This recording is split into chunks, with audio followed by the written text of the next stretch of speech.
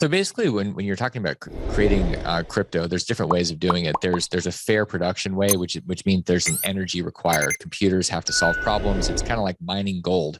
The gold's in the ground. What's valuable? You take energy with tractors and drills, and you basically pull the gold out of the ground, and now it's there. But all you've done is transfer energy. It's the same thing with crypto. You're transferring energy from hydro or from nuclear, from gas, from something through a computer, and it's solving problems, and it's solving a problem to verify the blockchain. So basically what's happening is you need to have some type of decentralized system, all these nodes, all these ledgers, if you will, that will verify and validate each other to keep everything honest. You need computers to do that work, and the computers that do the work get rewarded for the work, and that's how Bitcoin is basically created and fees are created. And so Bitcoin happens, it's created. You got 6 Bitcoin that are created every 10 minutes, and they're distributed throughout these computers around the world that are doing the work. So it's like you and I going and digging a ditch and charging somebody. We're using energy to dig this ditch, and that's all Bitcoin really is. That's an honest form of crypto creation. The ones like Ripple, where you have somebody saying we're going to create 100 billion of X, and then they just start selling it. That's not really honest. That's called a security. That's kind of like what Wall Street does. So I like things like Bitcoin, limited number, 21 million, and it requires energy. It's not just somebody that has a white paper that's throwing something out there to become an insta-billionaire. Okay, so who are these people? Who owns these computers that are doing the equations, that are solving the problems? Anybody and everybody that buys the computers, they're available to anybody that wants to buy them and turn them on and plug them into some type of power source. So they're all over the world. It's not one person. You don't need a license or anything. There are places that are freaked out about it, like Cuba and Venezuela, where they're hunting people down. China had some big pushback. Primarily, China's issue, I think, is that they're looking at their digital central bank coin, the digital yuan. They don't want to have any competition from Bitcoin or anything else, so they're trying to control, which is what they do. I mean, they're in a place where they're in command and control. So it's really anybody. If you or I wanted to go and do mining, we absolutely could. It's just a question of whether we want to buy the equipment, have the capital outlay.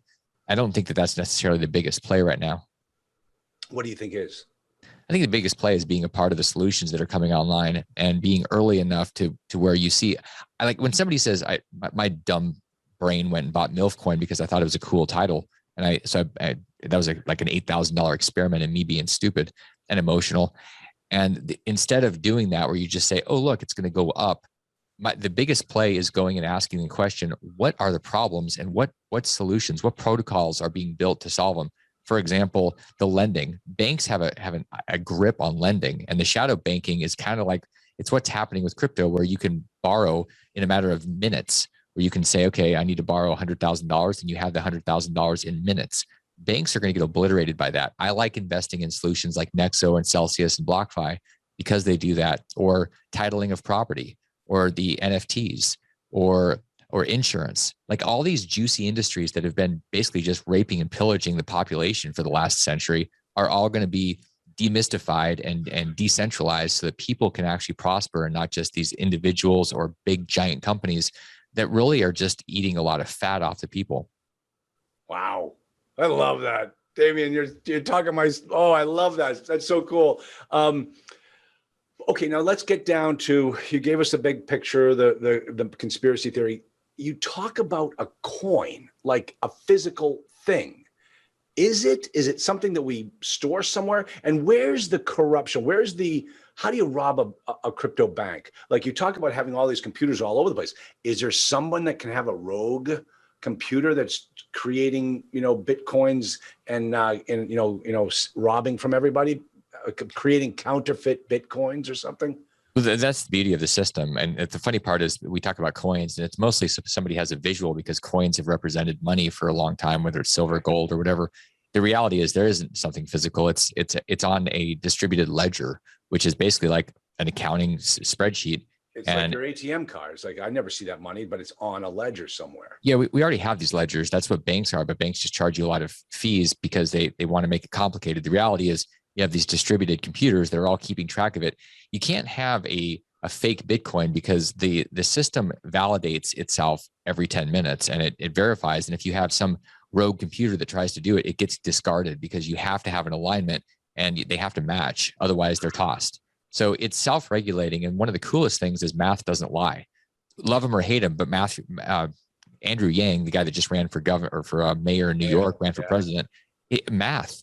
And it was really interesting. His focus on math is what we need to focus on, because math is transparent and it's honest. And the blockchain, whether it's Bitcoin or Ethereum or anything else, is honest because it's open. The Federal Reserve and all these conspiratorial bank systems, they're not open. They don't disclose anything. They keep it all hidden. And if you try to expose it, they push back and they use the power of their entanglements with the with Congress and things. So I like it because it's honest. I like it because it's open and it self-regulates and everybody can see it. It's so funny you say that, because that's what I always say about multifamily. I love multifamily because it's all about the numbers. It's logical, and it's either this or that. It doesn't. I mean, the formulas just make total sense. Now, who invented Bitcoin? Whose idea was this? When did this start up? This has actually been something that's been tried and attempted for a while, for decades, and it didn't stick. It was people were trying to do it. They were trying to figure out how this would work. And ultimately in 2009, there's the first thing that happened when Bitcoin was dropped, the first transfer. There's a guy or people named Satoshi Nakamoto. And that's why you have Satoshis as the name of the currency with the little parts of Bitcoin. And basically that's who it is, but nobody knows who it is. And the original address that holds Satoshi's coins has always just sat there. There's no movement. So we don't know really who it is. There's speculation, conspiracy. I had an old mentor that went online, and you can probably find his video. And I thought, this guy I used to think was smart, but he's one of the biggest dumbasses now. He said, this was Vladimir Putin's attempt to destroy the dollar. I'm like, you literally just lost credibility if anybody even thought you had a brain. But people think that people like Putin's not smart enough, or that it's too open for somebody like Putin to go in, and it's not going to destroy the US dollar. The US dollar is being destroyed because it's printed out of thin air. It's fiat. That's what will destroy it.